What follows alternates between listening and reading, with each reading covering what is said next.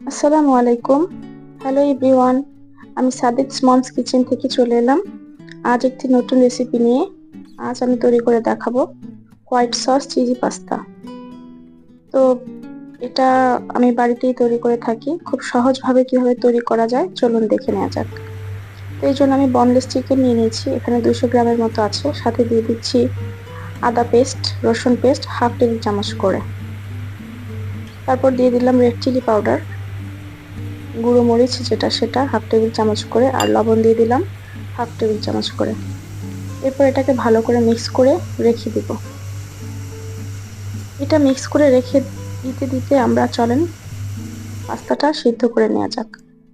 তো পাস্তা সিদ্ধ করার জন্য আমি এখানে পানি দিয়ে দিচ্ছি, তারপর লবণ দিয়ে দিলাম 1 টেবিল চামচের মতো। এরপর দিয়ে দিলাম রান্নার রেগুলার যে অয়েলটা সেটা। তেলটা এখানে ব্যবহার করার কারণ হচ্ছে পাস্তাগুলো একটার সাথে একটা লেগে যাবে না, এটা খুব ঝরঝরে থাকবে। তো পানিটা ফুটে গেলে আমি দিয়ে দিব পাস্তা। আমি এখানে পেনি পাস্তাটা ইউজ করছি, আপনারা চাইলে আপনাদের পছন্দ মতো যে কোনো পাস্তা ব্যবহার করতে পারেন। আমি 1.5 কাপের মতো দিয়েছি এখানে। তো পাস্তাটা সিদ্ধ করা পর্যন্ত অপেক্ষা করব।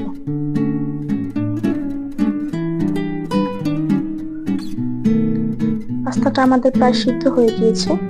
আমরা এখানে বেশি সিদ্ধ করব না, আমি দেখিয়ে দিচ্ছি কতটুকু পরিমাণ সিদ্ধ করা হলে নামিয়ে নেব। এই যে দেখতেই পাচ্ছেন। তো আমি এখানে বেশি সিদ্ধ করব না, কারণ বেশি পাস্তাটা সিদ্ধ করতে গেলে সেটা একদম নরম হয়ে যাবে আর এটা ভালো লাগবে না দেখতে। যার কারণে আমি যেভাবে যতটুকু সিদ্ধ করে নিয়েছি আপনারা এতটুকু সিদ্ধ করে নেবেন। তো সিদ্ধ করা হলে আমি সেটাকে পানি ঝরিয়ে নিব। আর এদিকে আমি এখন সবজিগুলোকে হালকা ভেজে নিব। এই যে আমার সেই ম্যারিনেট করা বোনলেস চিকেনটা, এটা আমি অয়েলের মধ্যে ভেজে নিব। আপনারা চেষ্টা করবেন এখানে মাংসটা যখন ফ্রাই করবেন তখন অবশ্যই হাই হিটে করার জন্য। আপনারা এটা লো হিটে করলে যেটা হবে, চিকেনটা ড্রাই হয়ে যাবে। আর বেশি পরিমাণে এটাকে ভাজার প্রয়োজন নেই, এটা হালকা ভেজে নিলেই হবে। হাই হিটে হালকা ভেজে নেবেন যেন জুসিনেসটা থাকে।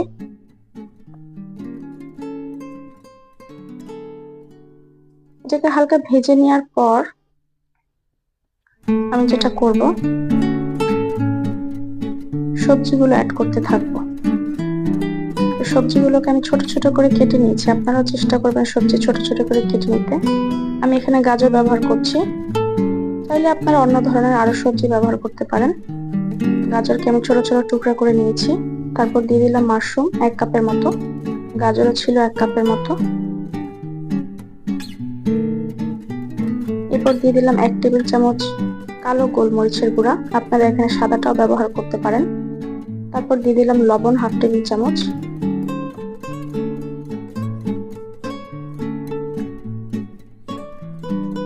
এটাকে হালকা আমরা ভেজে নিব। আর এখানে অবশ্যই সবজিটাকে বেশি ভাজা যাবে না, মানে বেশি নরম করে ফেলা যাবে না। আর এই তো আমার ভাজা শেষ, এখন আমি এটাকে আলাদা একটা বাটিতে তুলে নিচ্ছি।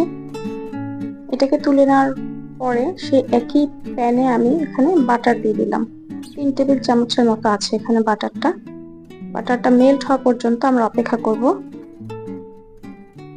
বাটারটা যখন সম্পূর্ণ গলে যাবে এই পর্যায়ে আমরা দিয়ে দিব ময়দা।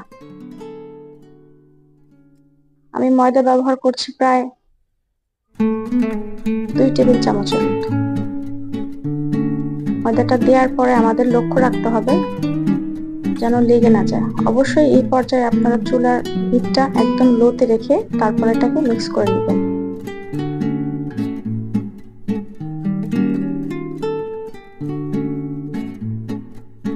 আমি এখানে হ্যান্ড উইক্সটা ব্যবহার করব যেন ময়দাটা দলা পেকে না থাকে। হ্যান্ড উইক্সটা ব্যবহার করলে ময়দাটা সুন্দর স্মুথ হয়ে যাবে, আপনারা এটা করার চেষ্টা করবেন।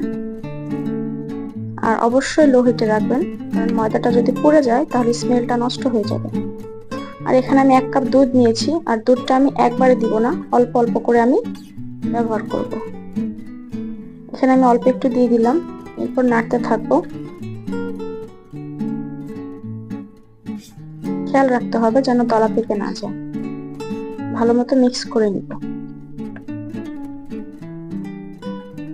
ঘন হয়ে গিয়েছে আমাদের। তারপরে এখানে আমি আবার একটু দুধ ইউজ করব। আমি সম্পূর্ণ দুধটা এখানে দিয়ে দিলাম। এরপর ভালো করে মিক্স করে নিব।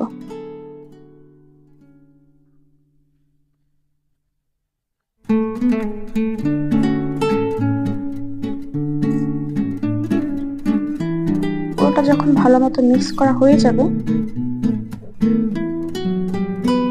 তারপর আমরা মশলা অ্যাড করব।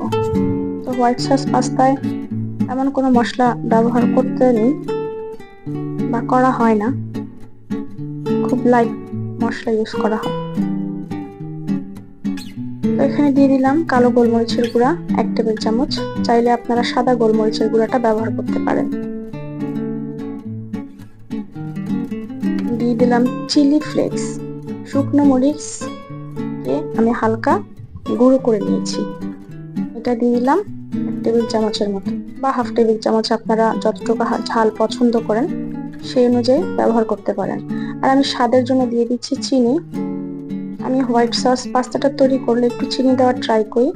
আসলে আমার কাছে মনে হয় চিনিটা দিলে স্বাদটা ব্যালেন্স থাকে, ভালো লাগে খেতে। আর দিয়ে দিব লবণ। লবণটা অবশ্যই আপনারা একটু কম দেওয়ার চেষ্টা করবেন। আমি এখানে অল্প করেই দিয়ে নিচ্ছি টেস্টের জন্য, কারণ আমরা বারবারই এখানে লবণ ব্যবহার করেছি। পাস্তা সিদ্ধর সময়ও আমরা লবণ ব্যবহার করেছি। তো এই তো ভালো করে আমি এটাকে মিক্স করে নিব। আমাদের এটা যখন ভালো মতো মিক্স করা হয়ে যাবে, সেই পর্যায়ে আমি এখানে কিছু মজারেলা চিজ দিয়ে নিব। চিজটা এই পর্যায়ে আপনারা দেওয়ার চেষ্টা করবেন, তাহলে এটা আরেকটু ক্রিমি টাইপের হবে।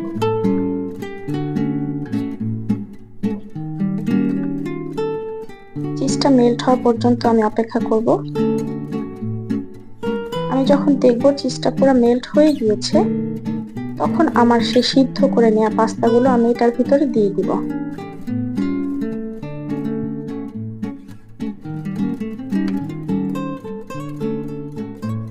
সিদ্ধ করে নেওয়া পাস্তাগুলো দেওয়ার পর আমি ভালো মতো এটাকে সসটার সাথে মিক্স করে নিব।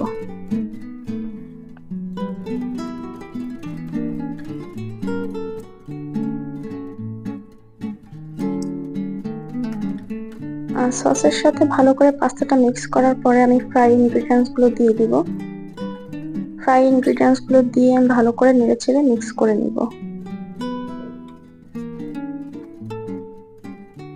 আপনারা চাইলে যারা চিজ বেশি পছন্দ না করে, তারা এই পর্যায়ে নিয়ে এটাকে খেতে পারে বা সার্ভ করতে পারেন।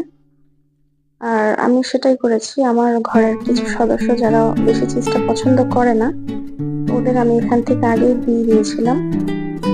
আর বাকি যতটুকু রেখেছিলাম সেটাতে আমি আবার চিজ অ্যাড করে বেক করে নিয়েছিলাম।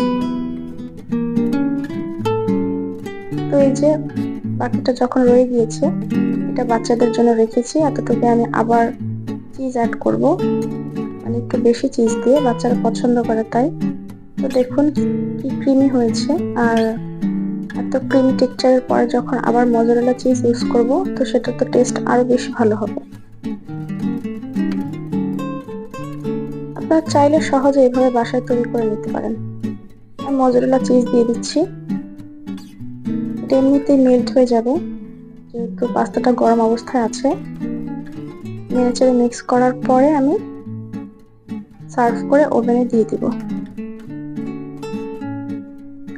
আপনারা চাইলে অরিগানোটা ব্যবহার করতে পারেন ফ্লেভারের জন্য, তো আমার কাছে অরিগানো ছিল না, এই জন্য আমি দিইনি।